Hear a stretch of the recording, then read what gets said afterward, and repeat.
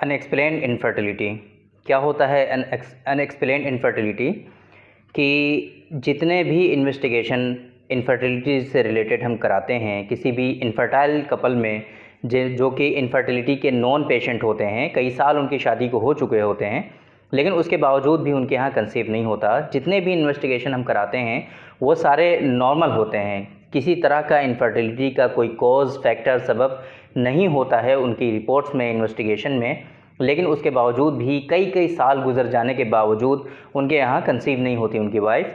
तो आज की इस वीडियो में हम डिस्कस करेंगे, आपको बताएंगे अनएक्सप्लेन्ड इनफर्टिलिटी के बारे में, क्या इसके ट्रीटमेंट के ऑप्शंस हैं, कैसे आप, अगर आपको अनएक्सप्लेन्ड इनफर्टिलिटी हो जाए तो कैसे आप इससे अपने आप को बचा सकते हैं, कैसे आपकी वाइफ कंसीव हो सकती हैं। तो hello friends, this is doctor Nizamuddin Qasmi, I am a sexologist as you know. तो जैसा कि मैंने आपको बताया कि अनएक्सप्लेन्ड इनफर्टिलिटी, मैंने आपको बताया स्टार्टिंग में ही कि क्या होती है अनएक्सप्लेन्ड इनफर्टिलिटी। बेसिकली इनफर्टिलिटी जो होती है, कई साल गुजर जाने के बावजूद भी उनके यहाँ अगर बच्चे नहीं होते, या फिर एक बच्चा तो हो जाता है लेकिन दोबारा से फिर उनकी वाइफ कंसीव नहीं होती। तो ये दो तरह की इनफर्टिलिटी हो गई।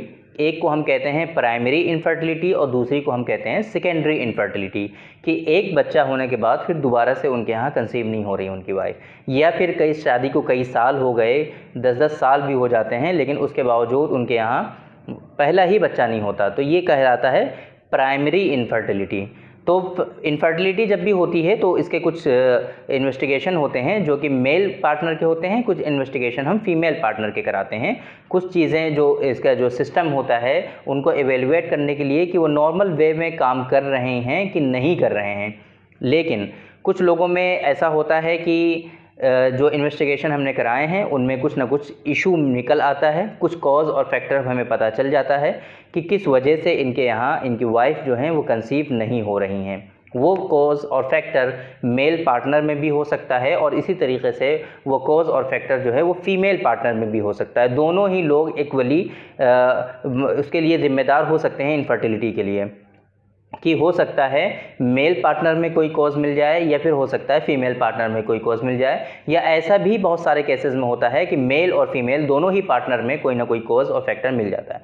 तो अगर कोई ऐसा सबब और कॉज मिल रहा है, कोई फैक्टर ऐसा मिल रहा है कि जिसकी वजह से जो इनफर्टिलिटी है वो पता चल रही है कि किस वजह से इनके यहाँ इनफर्टिलिटी है, तो उसका सिंपली उसका ट्रीटमेंट किया जाता है। अब वो डिपेंड करेगा कि कॉज कौन सा है, फैक्टर कौन सा है, सबब कौन सा है कि जिसकी वजह से उनके यहाँ इनफर्टिलिटी हो रही है।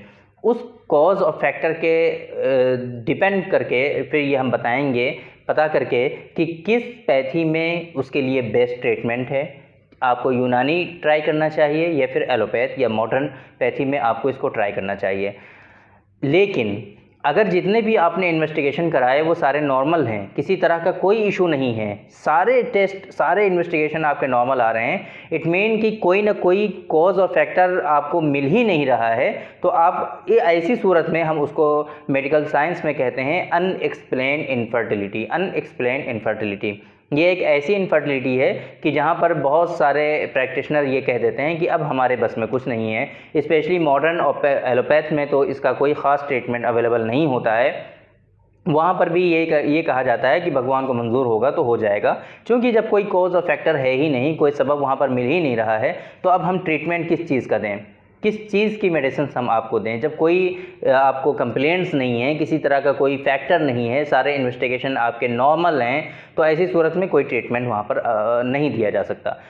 लेकिन अकॉर्डिंग टू यूनानी सिस्टम ऑफ मेडिसिन, हमारे यहाँ यूनानी कॉन्सेप्ट पर बेस्ड कुछ अनएक्सप्लेन्ड इनफर्टिलिटी के लिए स्पेशली कुछ ड्रग्स हैं कि जिनका इस्तेमाल करके आप इजीली आपकी जो वाइफ हैं विदिन 40 डेज़, 2 मंथ्स या फिर मैक्सिमम 3 मंथ्स के अंदर ही अंदर उनकी वाइफ कंसीव होती हैं।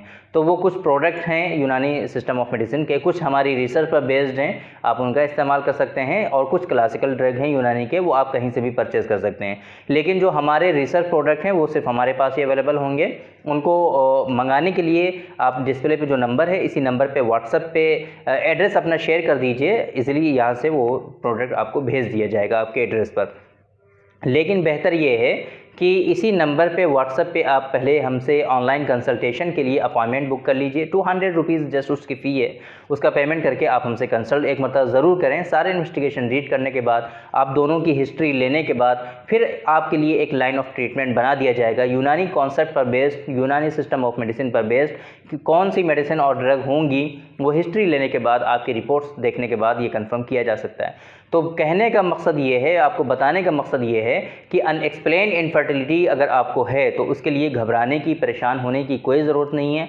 विदिन 3 मंथ्स आपकी वाइफ इजीली यूनानी सिस्टम ऑफ मेडिसिन पर बेस्ड ट्रीटमेंट हासिल करके 3 मंथ्स के अंदर ही अंदर आपकी वाइफ कंसीव हो सकती हैं। तो आप एक मरतबा इन मेडिसिन को ज़रूर यूज़ करें, आप एक मरतबा हमसे कंसल्ट ज़रूर करें, इंशाल्लाह जो परफेक्ट ट्रीटमेंट होगा वो आपको दिया जाएगा।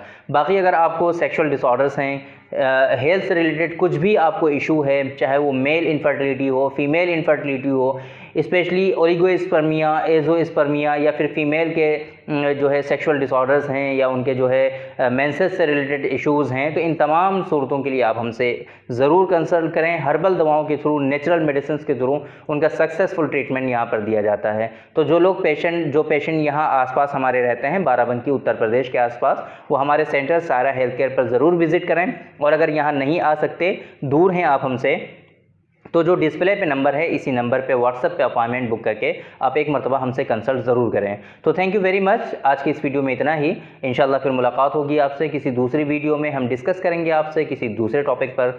तब तक के लिए इजाज़त दीजिए। अस्सलामु अलैकुम।